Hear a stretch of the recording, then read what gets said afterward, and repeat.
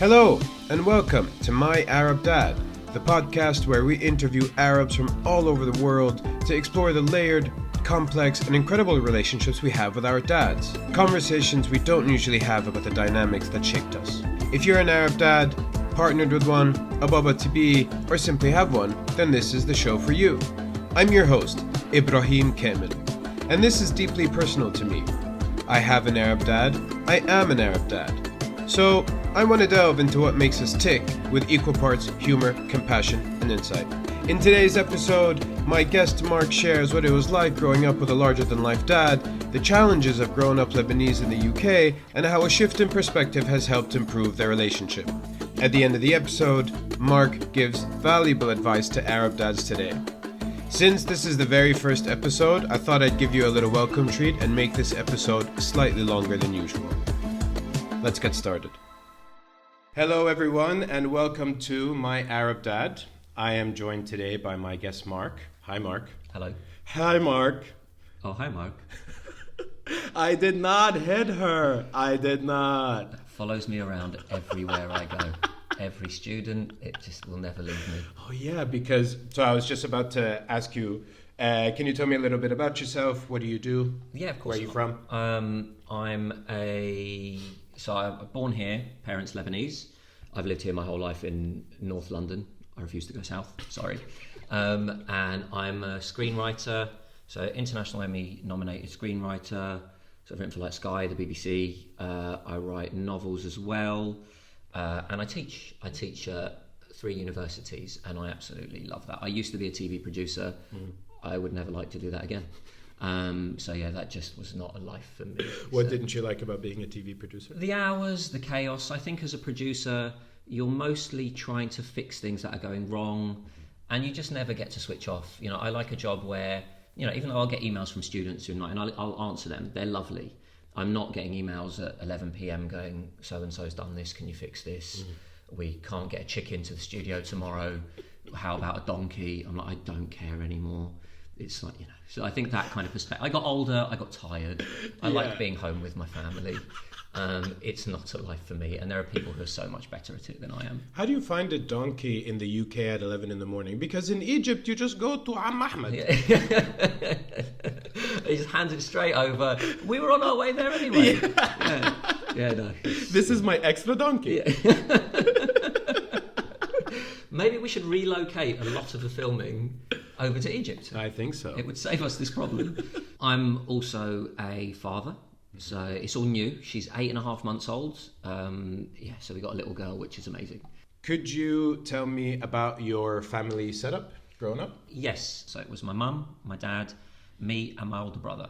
We had some other family here, so like my gran would come for a bit from Lebanon, and I had a couple of uncles here as well. But we were the only like core family in the UK. There was family in Dubai, in France, in Canada, in Lebanon, in South Africa, all over the place. We were the only ones here, and people would kind of come and go. So yeah, it was a very close family, but very much just the 4 of us with people coming and going. It did have that feeling slightly of a Lebanese village where people pass through and then you're like, well, how long are they here for? Why are they now in my bed? Why am I sleeping on the ground?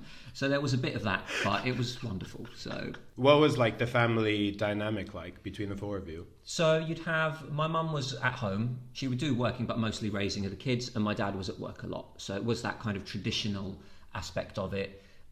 He'd come home. We did try and have the kind of dinner together at the table thing. So they did try to keep some family closeness in there, but me and my brother rebelled. And they would talk to us in Lebanese and we would answer in English. So we did lose a sense of our language that way, which is a bit annoying. We did go to Lebanese school until my brother got kicked out for throwing a stink bomb in the toilet.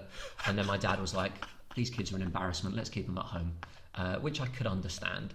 So yeah, the set was very traditional in that sense, and they tried to help us keep connected to our Lebanese roots. We pushed away from it as kids because we were growing up in England where we were trying to fit in, and you know, you're the only Lebanese kid at school. There's you don't get anything good for that. So yeah, I think that was generally the setup, very traditional. So what do you call your dad? I call him Dad. Like I've always called him Dad. There's no Baba, any of that stuff. It's just always been Dad.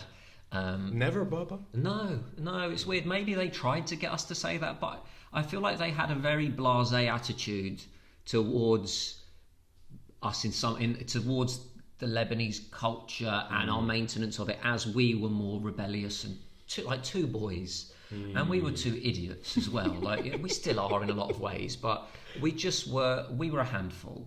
And I think in some ways, like I'm yet to get there as a parent.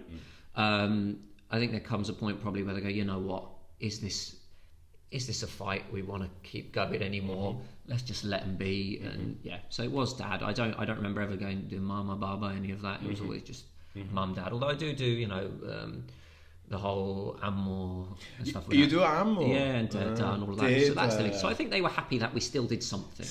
So it's like, okay, the compromise is they respect other people, just not us. Could you describe your dad in 3 words?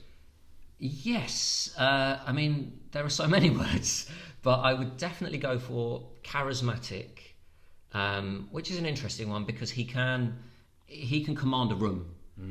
Even with his quite divisive opinions, let's say, he can deliver them in such a way that makes people listen and have a conversation with him about it. So he's charismatic, he's antagonistic, massively. He will double down on something. Like, oh dear, like, if I oppose him on anything, rather than go, oh, Mark looks really annoyed right now, maybe I should try and have this conversation, he will commit and make me even more furious to the point where I want to leave the house. But also, like, genuinely, the biggest thing with him is he's kind. Like, he will drop what he's doing to help others, not just me and family members, but he will take time out of his day to meet someone who's emailed him out of the blue and go, I want to get into calligraphy and typography, can you help me? He'll buy them a coffee. He will do all those things for people. He's genuinely a very, very generously spirited man. I think that in some ways goes towards me and my teaching. Like, I'm very generous with the students. I'll answer their emails all the hours. Others will put out of offices going, don't contact me between these times. I'm like, come on. So I think I've taken some good values from him, and sadly some of that antagonism as well, and stubbornness that comes with it. But so yeah, it's a short answer: charismatic, antagonistic.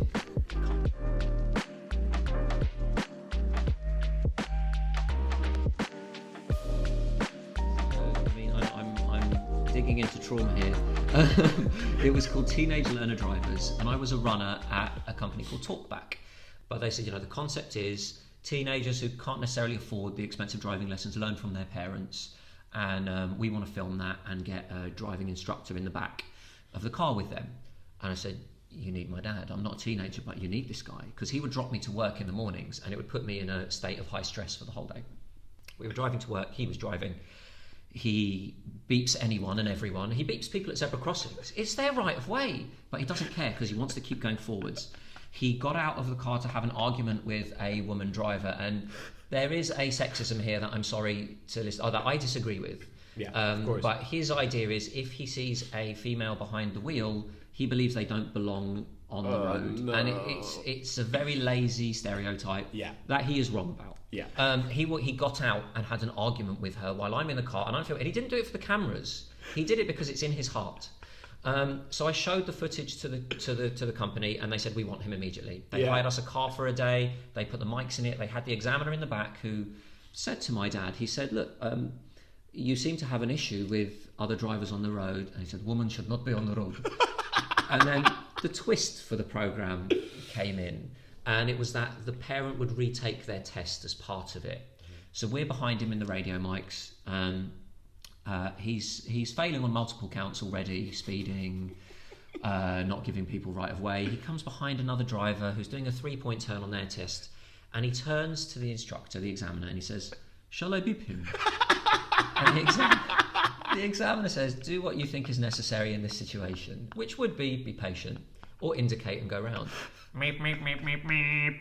So he failed on every single count. Unfortunately, they could not take his license away because it was not officially part of the program.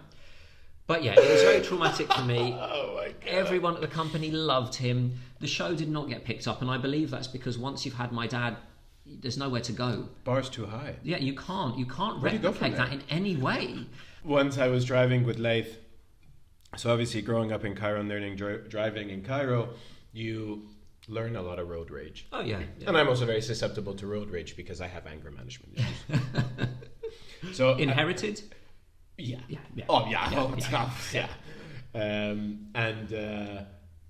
And so one of the insults that we use in Egypt, and it's a very PC insult, is you call somebody a shoe. Okay. Yeah. Gazma. Yeah. So Laith and I are driving once, and somebody does something which is like, it wasn't that bad, you know what I mean? Like, it was whatever, and I was just like, Gazma. And then Laith was like, Daddy, why'd you call him a shoe? And I was just like, oh no. We've opened this up. Yeah. And he found it hilarious. He was like, oh, that's funny, you know, like. And now he's doing it at school, and you're getting calls. He keeps calling people shoes. It's like the worst insult you can tell someone. But there is something in that, isn't there? With the drivers as well, I have to sometimes remind myself that my dad learned to drive in Lebanon. Yeah. There are no rules. I've been there where I've been in a car as a passenger, stopped at a traffic light, someone went on the pavement to go around them. Because all their mentality is, if I go forwards, other people going forwards will see me, they will move. So that's the mentality. Look forwards. Don't bother with your mirrors. You don't need to stop. And other people will just react to you. The road is yours. So I think it's that mentality. When I first started to learn driving and my mom was teaching me, we got in the car and my mom was like, Ibrahim, the first lesson of driving. I was like, right, surely this is going to be safety first. Put on your seatbelt, blah, blah. She was like, you have to be bold. That's the recipe for disaster immediately. You know, right, I'm going to be bold. I'll beep this person. I might just drive into the back of them to let them know I'm here. Nudge them along a bit. That parking space isn't big enough. I'll make it big enough. Yeah. Like, Exactly. what is being bold in driving?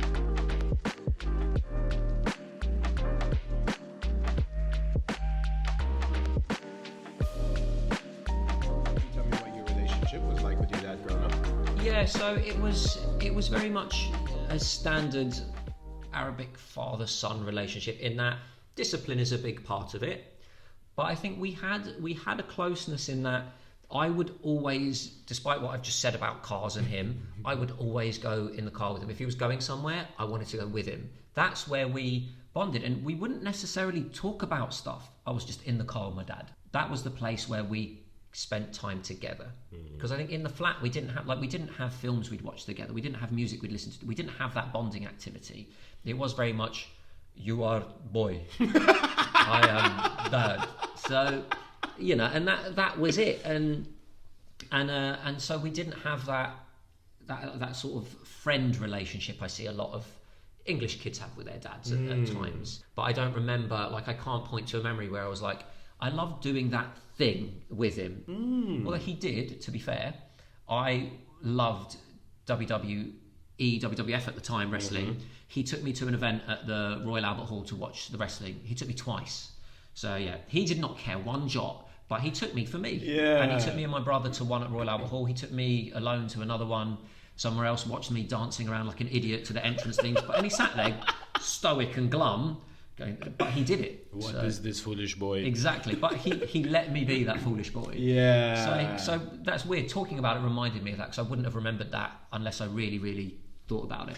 But I like it when you say he allowed me to be a foolish boy. Yeah. Because I would say that that's something that Arab dads, certainly of our dad's generation, they don't do that. They're very much like, this is foolish or trivial or childish, or like, you know, my dad hated the fact that I was like really into Star Wars. Even though he bought me the Star Wars films, he'd be like, you and your stupid Star Wars. And they like, dismiss interests. They're kiddie interests, aren't they? Yeah. So it's nice that he gave you that space to be like, okay, whatever, the boy's 12. Yeah. Okay, like obviously he wants to watch wrestling because his hormones are like through the roof. Okay, let him do it. I don't know if that was his logic. I think his logic may have been, he keeps talking about it, I need to take him. He's going to annoy me, he keeps begging for it, I'm going to take him. But he did take me, so he caved. He didn't go, stupid waste of money. I will take you. So, you know, and that's really sweet. Yeah, and I mean, there were, like, I have some early memories. I remember some sort of more annoying ones where, like, I used to talk with quite a soft voice. I was a kid, I was not very confident. And once getting in the car, he sort of shouted at me about it, which was quite... He was like, why you talk like this? Talk like man. Which was a bit toxic. There was a bit of that, you know, kids don't cry thing growing up. I had to kind of reconnect with being emotional as I got older. So I was like, why am I watching these things and I'm feeling something, but it's not coming out? Like I genuinely watched loads of sad films to try and cry, to reconnect with that thing. Wow. Cool Runnings was on that list. Cool Runnings got me. Cool Runnings did get me. And I find as I got older, I'm like, because that's one thing I think lacks is vulnerability. And but yeah, Cool Runnings was top of that list. It really hit me. It really hit me when they fell out, and you know, it's a very emotional film. So I've got back in touch with that side. And that's nice. I do think the vulnerability was lacking in our relationship because I was taught not to be vulnerable. That wasn't just a him thing. That was a societal thing. 100%. 80s and 90s, all the heroes were sort of your Arnies, and it was like, man. And that was really toxic. Yeah, even some of the sitcoms I watched, like Saved by the Bell, those characters were terrible. So you're sort of, but I think there was some that I did learn a lot about emotions from American sitcom, like Boy Meets World and just a Fresh Prince massively. Yeah. I learned more about vulnerability from them. But it wasn't his way of being. No. He didn't grow up like that. So, no, of course not. You know, he grew up in a village in Lebanon. He was the second of 6 brothers. His dad died when he was 13 in his arms. Like, horrific. So his mum was raising them. They were all over the place. There's chaos. You know what documentation is like in the Middle East. According to his documentation, he's born 6 months after his eldest brother. So because they just write things on a bit of on a wardrobe, that wardrobe gets blown up, and you go, well, now there are just scraps of information. Let's piece it together. So I can kind of understand it, but yeah, I think that is a memory that stuck with me, and I think that altered my behaviour in a lot of ways, not for the best necessarily in my late teens and early 20s.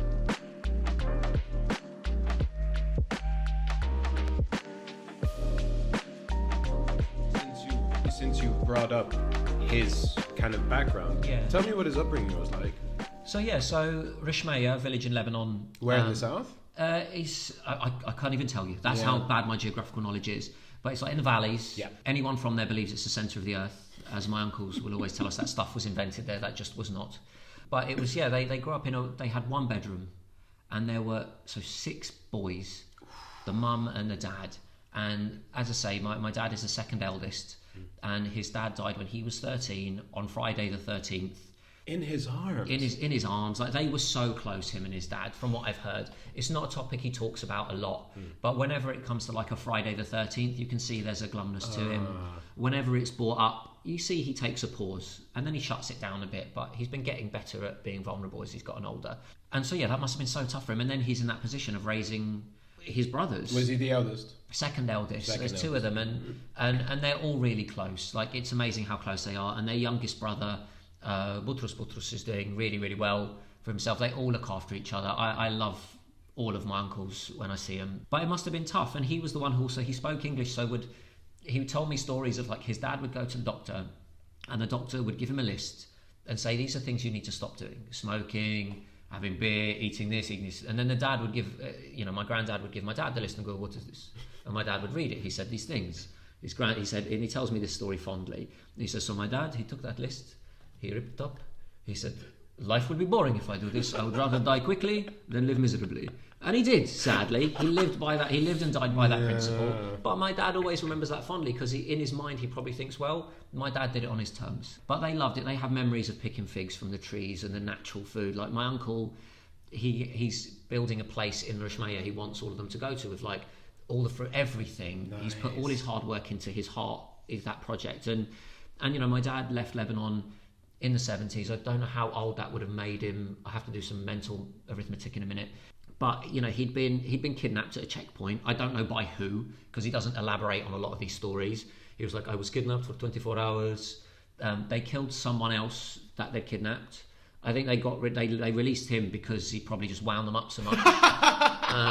But like this guy's so annoying. Just get him out of here. He's more of a weapon alive than if we kill him, because he will annoy so many people. And then he was also hijacked on that plane that was a feature in Argo. So he was on that plane and he worried he was going to die, because I think they were killing people with Christian names at that point. I can't remember which way around it was. I think so, yeah. But his brother, the eldest brother, knew someone in the army that got him out. So he's had traumatic experiences, hence he doesn't love going back to Lebanon. So for all the garbage in this country politically, he's of the mentality, if you give someone £10 in a brown paper envelope, they'll do whatever you want. He's grown up in Lebanon. He doesn't care for some of the problems that exist. Like during the London riots, he was on his balcony having a coffee and he was going to go to the cafe, and I went, Dad, don't go to Camden because there's riots there. I don't care. Because he's grown up with worse. Yeah. He had an anti-air gun aimed at his car as he was driving to the airport in Lebanon. And I was like, weren't you scared? And as he said to me, it was a rubbish car. So it's like, but part of that jokey mechanism is to defend, obviously, and deflect from the trauma of these things. It's the coping mechanism. Absolutely. It's like, How do you think his upbringing affected him as a dad? I think he brought forth some of that discipline his mum gave him into our lives, but I genuinely think he had the realization to go, this isn't working on these little idiots. I'm going to stop this. He wasn't massively educated. He talks about getting fired from school for like always pinching people, and it's like you got expelled, Dad. You're not employed by the school. Yeah, I'd be more concerned if you got fired as a teacher at a school for your behaviour. Like with his pride, I'm surprised that he doesn't say, I actually resigned. Yeah, exactly. From school. I handed in my notice. I gave them 30 days to impress me, but I left. He says it with pride. That's the thing. I think he loves, like I say, he's antagonistic. Yeah. And there's a sense of when he's being antagonistic, he says he has a cheeky glint in his eye. But no, it's impacted him that way. I think he brought that discipline over, but he's also brought that sense of family being together. Like he's so proud of family.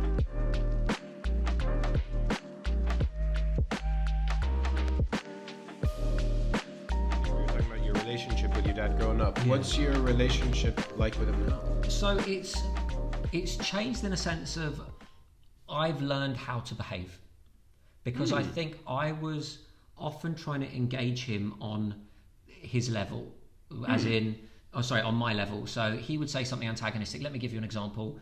My wife was in Brazil recently on her own with Amelia for a month. It's a very difficult thing. Like she complained. Her parents are wonderful, but also, as parents do your head in with their beliefs and what they were like raising kids.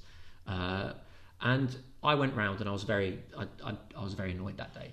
And I said to him, Amelia, Cynthia's having a tough time there. And he went, that is life. I said to him, Dad, of all the things you could say right now, that is life is the least helpful. Please no. No. And he doubled down. He said, but it's great for her parents. This is your duty. This is life. And I got really angry and I kept pushing back and he kept pushing back to the point where I said, look, my priority is Cynthia and Amelia. I don't care about you, Mum, her parents. You're second. And he was like, thank you. But he respected it. But I was like, I can't keep getting angry with him when he antagonises me. I can't keep... And he's not going to adjust. He's never going to read the room and go, Mark looks angry and upset. I need to change how I'm talking. Because he's in that thing of... He has that thing I think a lot of Arabic dads have, which is you say something and what they do is they turn it into a conversation about something they've done. So he would turn that conversation into, you need to be more positive. Like earlier, I was having an argument with the drivers from the school and I told them they were horrible, but then I came home. I'm like, what's this got to do with anything? And it's often really elongated and pointless.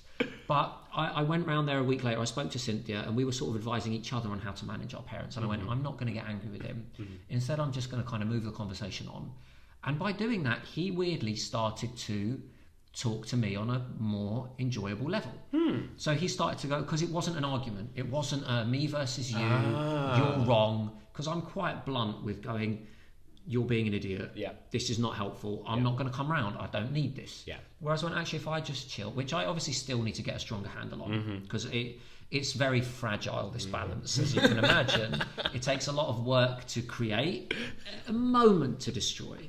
So it's changed in the sense of I know how to manage it. I understand the things he's been through, where I can go, right, a lot of things are your fault in my behaviour. They're not your responsibility to deal with them. You're not going to fix me. It's up to, because I think like we all as kids and grown-ups, we blame so much on our parents. And in a lot of ways, we're right. But I think when you have the capacity to point to a behaviour, whereas I can go, I get irritated with forms. I hate filling them out. I get irritated with a lot of things. And my wife will even call me Moragina, which is like Little Morad at times, which she knows is a wonderful dig, but I love her for it. And And I go, I see those behaviours, but the fact that I can recognise where it comes from, if I couldn't, fine, I'm not there yet. But the fact I recognise where it comes from, that's not now my dad's responsibility to go, oh, I did this thing when you were 20, I'm sorry. He hasn't got a clue. He was trying his best as a dad within his framework of chaos. Whereas I go, well, now that I know that exists, it's for me to deal with it. So I can one day talk to him and go, that thing, that upset me. And he can maybe go, well, I'm sorry for that. And I go, well, what do I aim to get out of that? Yeah. Like, I don't need an apology from him because I understand he's always done his best within his own mindset, which I may disagree with, but I know his behaviour came from somewhere. It's a generational thing, right? Our parents aren't born and they don't develop this thing out of their own curiosity. That's imparted on them from a generation of people that didn't believe mental health was a thing. You know, if you go, I'm depressed, they go, have a fig and run around outside. You know, what are they going to sad about? Now we acknowledge it. So for me, it's like, I'm aware of these behaviours. It's my responsibility to tackle them.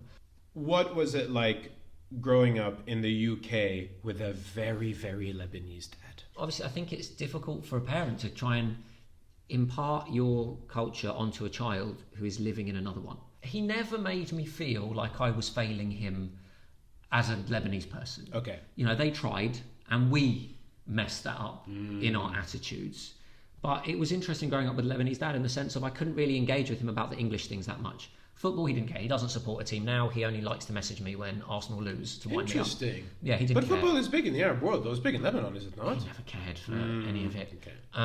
So he didn't care for those things. He doesn't care for going to the pub. All those things. Like, I think there are a lot of things in this country that are around certain activities he just does not see the value in. So, like, I'll go to the football with him now because we'll sometimes get tickets as a gift. He goes there for the food.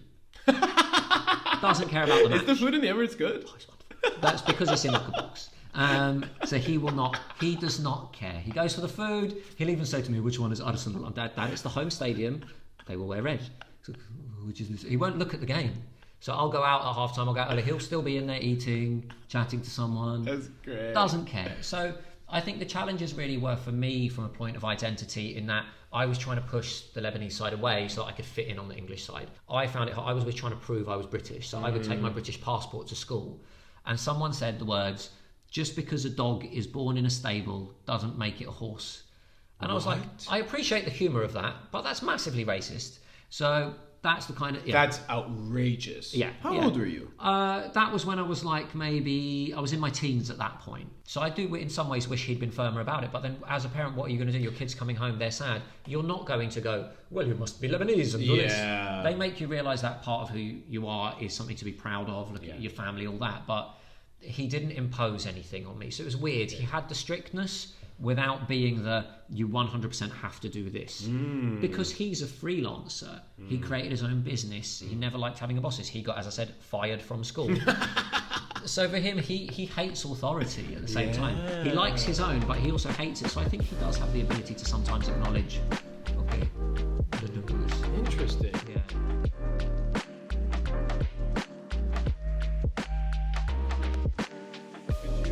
About a time that your dad was really proud of you and he actually vocalized it? That is an incredibly difficult question to answer because I don't think he's ever said those words. Okay. Like, I am proud of you. Yeah. Because I think if he has, he's not known what I've done because he doesn't know what my job is. I tell him I write scripts. I showed him Nevermind the Buzzcocks, which obviously is a very culturally specific music panel show. Yeah. And he went to, what is this? And then walked away. And I was like, fine, he doesn't care. But, when we got the International Emmy nomination, stuff like that, his thing is like, well done. The thing is, he's never made me feel like I need his pride.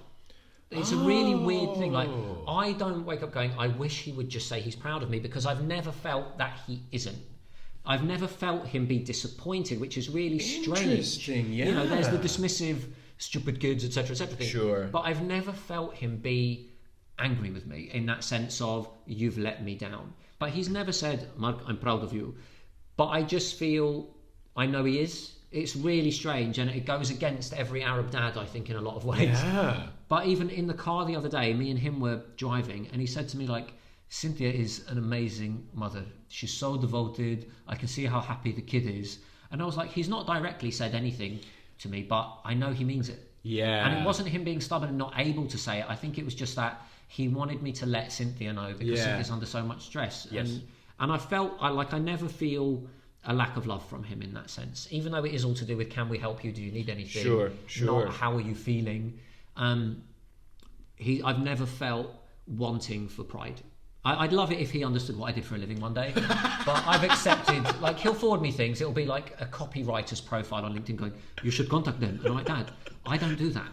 I write stories. I should do that because they get paid better. They get paid much better. Is that your hint? And there are times he annoys me in saying, like, he'll watch something like Dragon's Den or Who Wants to Be a Millionaire, and he'll go, why don't you come up with something like this and make millions? And I'm like, is the message under here going, you wish I made more money? Yeah. Or is it just that you go, you wish I was rich so I didn't have to worry? Yeah. And I think it's that, weirdly, because I'll get angry with him and go, Dad, these things don't happen overnight. This is the thing, and I've tried, and I've had things, and I've lost things, and I've come close. There isn't a magic formula. And he would show me a flyer for a business of making bread. And he'd go, look what they're doing. You should do something like that. Like, Dad, I'm not going to start a bread business. It's not my passion. So there's that. But I think it genuinely comes from care. That's great. And he sees I'm sometimes stressed. So, and I am doing my own business stuff on the writing perspective, starting a course, doing my books, etc. So I've never felt wanting for... I don't feel like if he ever turns to me and said, Mark, I'm proud of what you've done, that it will have some overwhelming impact on me, because I've never felt that lack. So I think he does that job well. That's fascinating. Yeah. Whether he's aware or not, you know. So he might have never said the words. So he's never said the words, Mark, I'm proud of you. Not that I've remembered or held on to. On the flip side, it also doesn't sound like he's said, Mark, I'm really disappointed in you. No, he's never made me feel like I have messed up in any way. I feel like there are times he should have. Yeah. And he hasn't. But he's never made me feel like a lack of anything in that sense. And I've only really come to that conclusion, you know, when you invited me on and started thinking about it. I'm like, oh wow, I've never felt a lack of that support. Like, you know, and that goes some way for making up for some of the dumb things he did. Like, you know, for years he'd wake up, like, he cares about our health. He would wake up and go, here's a chocolate milkshake. And I loved it. And I would drink it every day for a year. And I'm a skinny kid, right? And I'd go to school, I'm still skinny. And it was only years later I realised what he was giving me was Slim Fast. So a dietary milkshake. And he didn't know. For him, it's like, here's a delicious milkshake. And I'm day to day going, why can't I gain weight? Why am I so skinny? I'm eating like a whole chicken from Nando's. It's like he had me on a dietary supplement without realising it. But he was doing it from love. So, yeah. He's... There is a word that we have in Egyptian Arabic. Yeah. It's called musiba. Yeah. Musiba tends to mean disaster. Yeah. But when you use musiba to describe a person, it can mean they're a disaster, or it can mean they're a riot. Yeah. Abouk, musiba. 100%. Abouk musiba. Yeah. Your dad is a musiba. Yeah. Everyone loves him. They all want to spend time with him. All my friends, I'm nervous when friends meet him because I'm like, is he going to say something controversial? Yeah. First time I took Cynthia to meet him, I was terrified. Oh. But I wound her up by lying about their names. I said their names were Barry and Marmaduke. And she was like, what do you do? And I was like, that's actually a trait of my dad. I'm now being horrible. I told her the truth before we got there. But I was terrified of him meeting her. But he was genuinely the most charming, lovely man. Yeah. In preparation for our chat today, I've asked you to bring in a photo. Yes. I'm going to bring up the photo here. Yeah. There it is. Beautiful. Okay. Could you explain what's happening in this photo? Yes, so this is a photo taken in Los Angeles when we've gone to visit my brother who was living out there. And it's my dad, as usual, camera around neck on its lanyard, in a park where he's harassing what I believe is a goose or a swan or some sort of duck. I don't know, what is that? Do you know what it is? Isn't that a mallard? Maybe it's a mallard. Let's go with mallard. Again, I'm coming to you for animals because you've got the older kid. A hybrid between a duck and a goose. And this photo makes me really happy because he is a man who holds on to his stoicness at times. Yeah. And he's let himself go. He's got like 1 foot jauntily skipping along as he has his arm out, trying to kind of corral this creature into whatever place he wants it to go to for a photo. And it's me seeing him A, let go, and B, have genuine joy, like childlike joy. Yeah. Seeing him childishly happy, it's why I love seeing him with his brothers, is his best version of himself, where they sit around, they swear, they complain, but there's a boyishness to their faces. And I was going to pick a photo. Like, there are hundreds of photos of him asleep. I don't need them. Everywhere he goes, he falls asleep. And also a photo of him at home. He loves hammering olives and putting them in jars. Like, I don't know what the process is, but he will spend a day in his vest with a little mallet, hitting the olives and putting them in a jar of, I think, olive oil, which defeats the purpose. But he loves it. It reconnects him with home. But this is the one. Yeah, that must be. It has that childish charm to it. From this angle, you look like him. Yeah, people say that, and it terrifies me.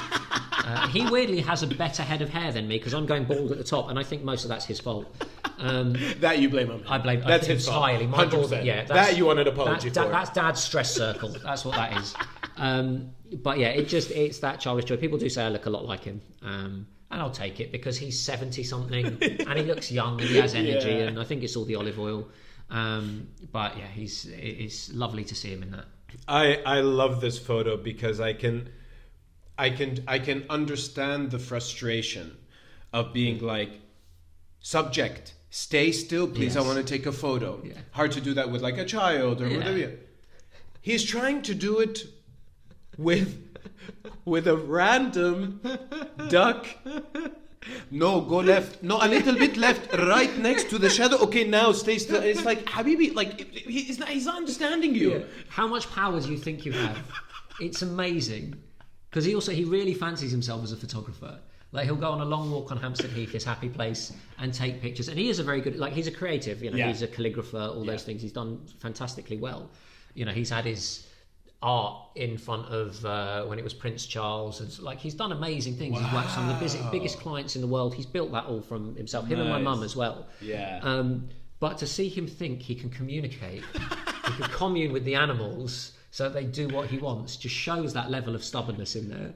But also dedication to his art. I was just going to say, he is, that's great. I love this photo. I just want to confirm that creature was not harmed in any way. It's living a happy life. Probably told its friends about this weird guy going around trying to direct you for photos. But this Lebanese man would not leave me alone. It's just like... Also, it's an LA duck, so you know that it probably went to see, probably microdosed on shrooms afterwards, just to like... It's still exploring that moment. Yeah. Some ayahuasca for the duck. I love that.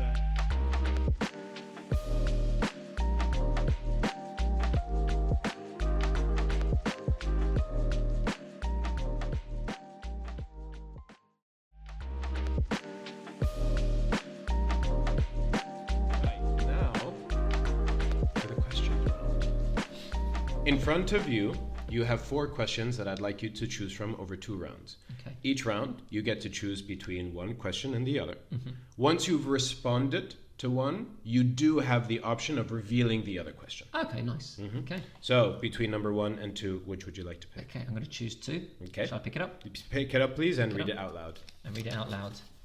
Do you feel the title of Arab Dad applies to you? Ooh. That is a great question. I'm take this one. I'm so happy you chose that one. I will 100% take this one. I find it so difficult. Like, even when you asked me on, I was like, my dad is, but am I an Arab son? I do feel very underqualified from the perspective, my background is I've grown up in England, my friend, all that stuff. So I feel like, yes, my dad is an Arab dad, but he's also someone who is very proud to be British too. So yeah, for me, I feel the title very loosely applies to me personally. Okay. That is a fantastic question. I'm glad that came up as well, because I have felt like a slight imposter a lot of the time. Like, I'm the guy, if I go to a Lebanese function, I'm in the corner finding another person who feels just as alienated and outside of it. Like, I'm a plastic Lebanese person in some sense. But I love it, and I want to be, I want to, I want, it's sad to think, Emilia, I want her to know more about Lebanon. So how am I going to do that when I know so little? Do I put this back? Yeah. Do you want to reveal what the other question was? The other question was, do you ever wish your dad raised you to be more Arab? Oh, that's a great one as well. Short answer, in some ways. I think I took that choice out of his hands in a lot of ways by just refusing everything. And it's also difficult, right? Like, the refusal of identity is not necessarily about the identity itself. Yeah. You couldn't have anything specifically against being Lebanese, No. but it's about like everything else. Yeah. I already get made fun of enough at school. I don't want to listen to Fairuz. Yeah, exactly. Right? She just sounds like she's shrieking the whole time. Whoa. Sorry. Whoa. Beautiful shrieking. Beautiful. The most harmonious shrieking, dreamlike you will ever hear. 5 stars. Yeah. Back the fuck up. There's a Kullu line. illa Fairuz. You don't cross the Fairuz line. See, that's again another example of me being bad at being Lebanese. Yeah. I should have known. There's a line. Hummus Fairuz. Right, so between questions 3 and 4. Okay, I went for the right last time. I'm going to go for 4 this time. Okay. Growing up, did you ever wish your dad was English? Absolutely not. But I'm going to take the other question. No, Interesting. No, I loved his weirdness. You know that. Interesting. Because I believe a lot of my sense of humour came from him. Yeah. So I was never like I wish he was, because I didn't really see a lot of English dads that much. Interesting. And I didn't see them do anything that was particularly different to mine, only just that they were less embarrassing. And that had nothing to do with being Lebanese. I don't know if it was to do with being Lebanese, just being an antagonist. Yeah. What Arab traits, if any, will you integrate into your parenting? That is a wonderful question, and one I would very much love to answer is, I definitely want to bring in the values of family, because it's going to be, I'm going to say something really generalizing that some people may get annoyed about, but I see with a lot of my English friends, family is something that, like, at the age of 16, 18, it's like, go off and do your thing, move out as soon as you can. And I find there isn't that closeness I see a lot with Arabic families, where, you know, different generations will live in the house forever, to an annoying point. But I already have those values in that sometimes I say to Cynthia, if we ever can and your parents want to live here, we'll bring them over. At some point, one of my parents will probably have to live with us. These will all be nightmares, but we will do it because we value family.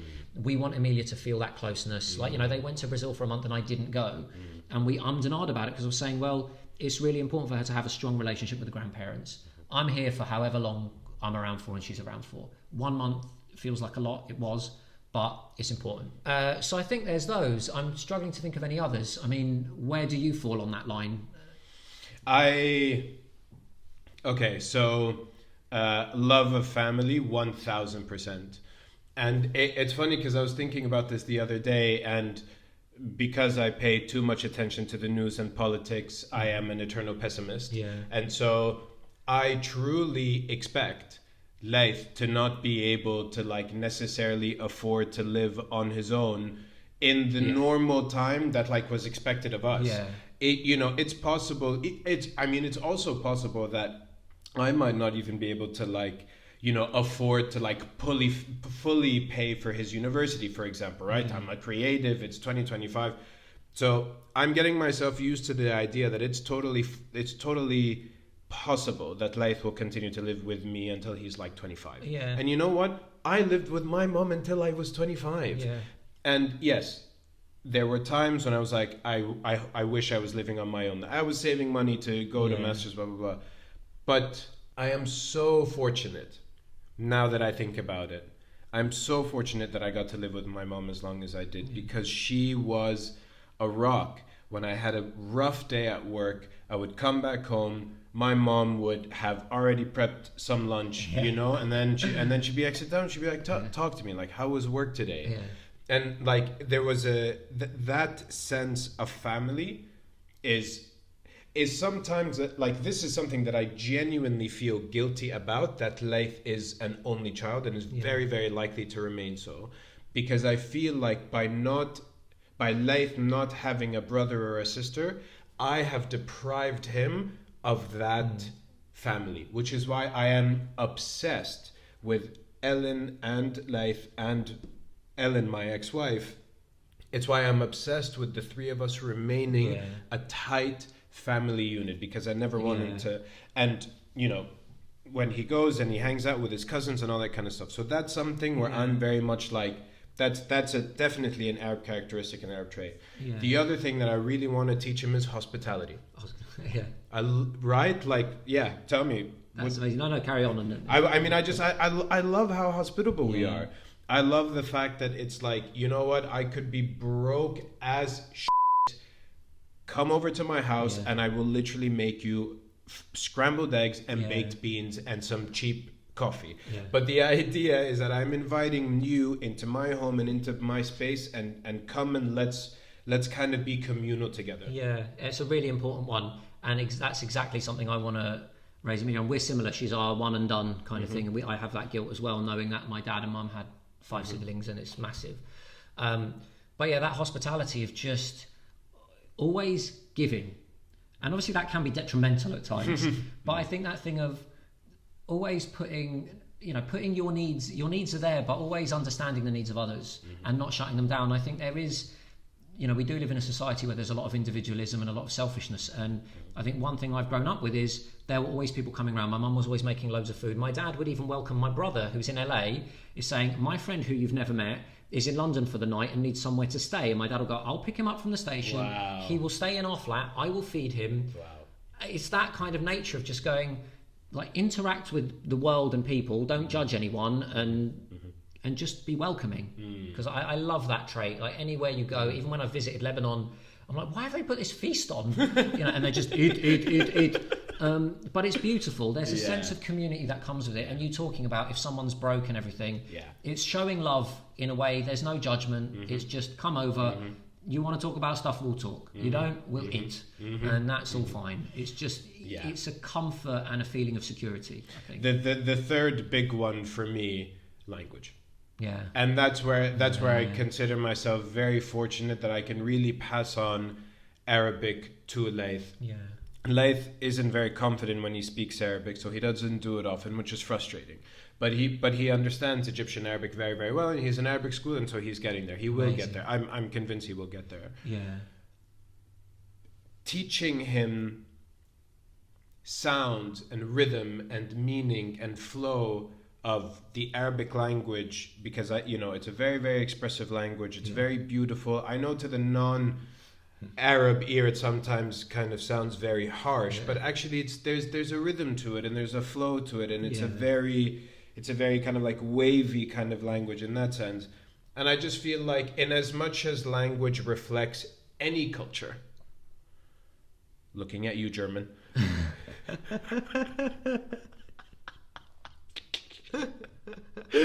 Is that staying in the show? Yeah, it might do. In as much as language reflects any culture, I love what Arabic reflects about Arab culture. Yeah. So that's what I'm really, really trying with him. I wish I would be better at that, but I sort of have come to the conclusion of Brazilian Portuguese is dominating, and then at some point, do we do it? I mean, maybe out of her own curiosity, she'll want to learn. Yeah. But yeah, it's not something I'll be doing from the start, which is I'm sad about, but I've sort of accepted how I'm still. Yeah. Well, yeah, that's the thing. It's not easy for you, and that's it's also because it's not something that comes like very, very natural to you. So, but you'll find ways around it. Yeah. You will still ingrain Lebanese identity within her. No problem. Yeah. No problem. Yeah.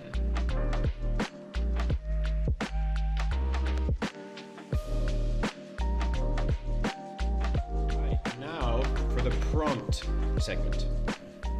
In this segment, I'm going to read out a number of statements that I'd like you to complete. Okay. You can either follow your gut instinct and respond immediately, or you can take a beat and think about your answer. Okay. I felt most connected to my dad when? Weirdly, when I saw him holding Emilia a couple of weeks ago. It was so lovely that I was like, I see love there. He doesn't show this. I see it on his face, and that felt beautiful. I was most proud of my dad when? Oof. Hey. Well, this one I need a beat for. I mean, I'm proud of the fact he started his life here from nothing. With barely £5, he found somewhere to stay and built a business. So it's not something I get reinforced day to day. I'm just proud of the fact he's here, he exists, and he did it on his own. So sorry, that's the one. No, that's good. I'm also proud of the fact that he doesn't have a smartphone. He lives by his little Nokia flip phone. He doesn't want WhatsApp, even though that connects him to all his family. He'd rather send them emails. He'll phone them. But he doesn't want it. He's like, I don't want distractions. It is garbage. I don't want it. And I mean, in some ways, I'm like, you know what? I'm proud of you now. Fair enough. Yeah. Yeah. He just doesn't. He also does not want to be disturbed. So, which I see, you know, at night I'll check Instagram, I'll check emails. Yeah. He goes to bed, he's in bed. He's watching TV, he's watching TV. He does not want.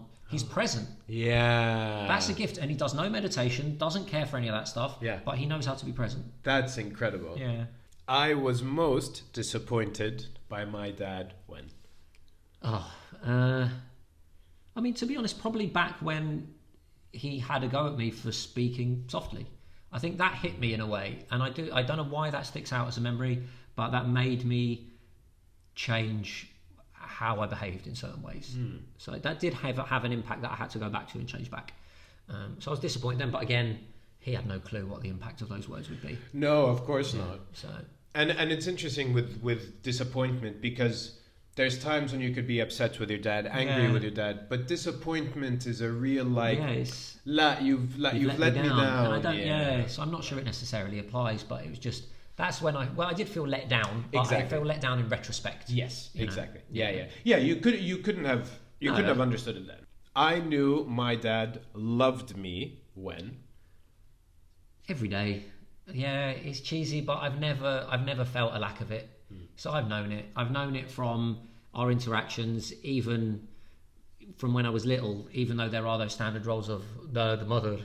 Like, I knew it. Because he wanted to play with us. And actually, now you say it, there's a specific of, Dad has half a little finger. So people always go, oh, is that from the war? Is that from... No, it's from, he was lowering an engine when he was a mechanic, and it landed on his finger, because he didn't know what he was doing. He was like, I will do it, masculine. And it got like gangrene, had to get amputated. Oh, gangrene! Yeah, I mean, that's what he says. He goes, I got gangrene, and I'm like, was it that or was it something else? And so he'll do a thing with his fingers where it's like, count, 1, 2, 3, 4, 5, and he'll always go, and then it will always shock a kid. And what's that? And the kid will go, it's not 10, it's not 9, what do I do? And so he'd always play games with us like that. That's cute. And so, he wanted to entertain us. Yeah. So that, I think maybe it's sort of that playful nature of his. Yeah. Last one. Yeah. I felt like I truly understood my dad when? Probably recently, when I had that kind of argument with him about not throwing out nonsense platitudes all the time. Oh. Of like, everything happens for a reason, be positive, all that stuff. I was like, I don't need that. And I understood him from the sense of, he's trying to help from his place, where he doesn't necessarily connect emotionally. So he wants to connect by telling me to just believe in better ultimately, and it's really annoying. But I understand he's not trying to deliberately antagonize me, he's only continuing to do it because I'm yelling at him. Which is, in some ways, is fair, because he doesn't have the emotional maturity, or hasn't connected with it, or has shut it off to go, hold on, let's read the room. So that now I understand him. I'm still understanding, but his concerns are health, because as Lebanese, we're all born with high cholesterol, and not being stressed. So I get it. He wants a chilled life. Yeah. So I understand him from that perspective. He just wants people to be safe and to not be bothered the whole day.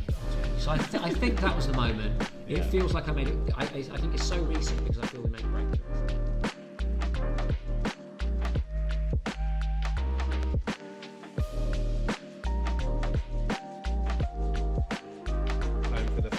Final question in the final segment. Yeah. What advice would you give to any Arab dads out there today?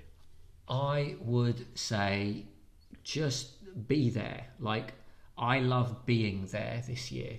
She's going to be 9 months soon, and then she'll go to nursery, school, and I won't see her that much. This year is really precious, but also be vulnerable. I think being raised by an Arab dad, vulnerability was not a thing. I want my kid to see me vulnerable, and I want her to see me solve that vulnerability. I want her to see when me and Cynthia get annoyed with each other in front of her, I want her to see us make up in front of her. I want her to see emotions are okay to acknowledge, and you can deal with them. I don't want her to feel she has to hide anything. So my advice to people is be vulnerable. I think vulnerability helps with connection. It can become a strength rather than a weakness, which I think in the Arab world, vulnerability is what?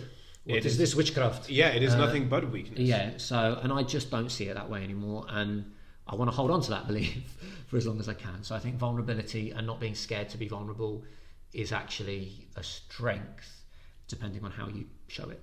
So, do you feel like there was one moment that helped you, that instigated that paradigm shift, or did you always feel like vulnerability was a strength? I've not always felt it. So, I gave up drinking 10 years ago. I used to hide behind that, and it would stop me from writing, all those things. And I would always, because I didn't feel my identity. And then I went, oh no, I don't want to be that guy who everyone goes, oh, you're great, when you're drunk, you're funny, etc., etc. And so what I started to do was actually have to meet people sober. That was hellish, because you realise how little you have to talk about at times. But I was like, no, what I've realised is I am weird, and I am at times boring, and I don't know everything about a lot of stuff, but that's me. And I'll find people who are weird and boring and interested in the same things as me, and I can have conversations with about other things, or I won't. And that led to vulnerability, because I would talk about what I was feeling about something. I've only been to therapy like twice, because I had free sessions with a thing I signed up to, but I felt like I got a lot of that through talking to people and going, this is something bothering me, how do you think, how do you feel?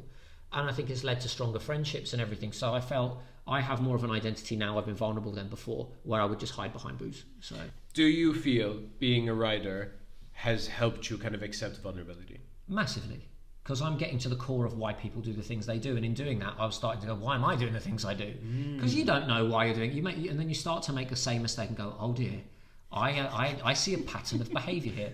I think massively, and that's what I love about writing. I'm exploring different emotions. I'm tackling grief, I'm tackling this, and I have my own observations about those things, but to get into a different mindset about it, I can bring those through and also learn more. And I love the research side of writing. I think that gives so much empathy when you're looking at characteristics and things like that. So I feel very lucky in my life that I have that side of things. And in some ways I do think that empathy has slightly come from, weirdly, that my mum and dad have given me that, because I've seen them be nice to people, and seeing there's a behaviour our parents have towards us, and there's a behaviour you see with other people, and you go, okay, I've seen another side to them, and that's made me see a bit more of who they actually are outside of being dad and mum.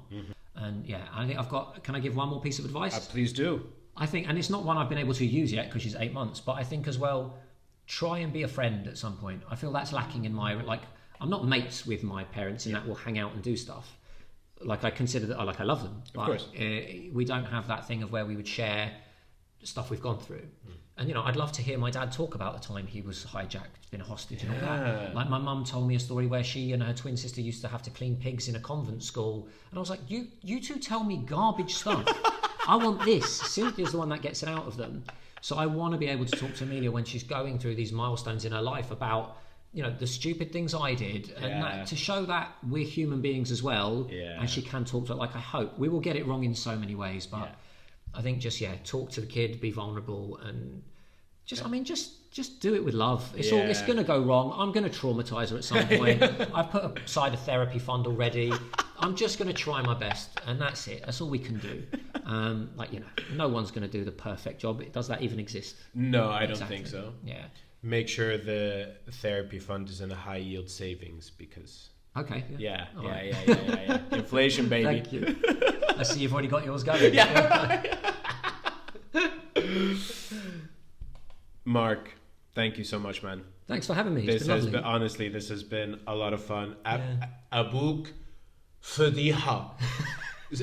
Sorry, so Fadiha is actually means scandal. Yeah, that's fair. But Fadiha can also mean a riot. Positive disaster. Abouk, Musiba, with Fadiha. Yeah, he's all of them. Yeah, he combines them all. And it's wonderful. Yeah.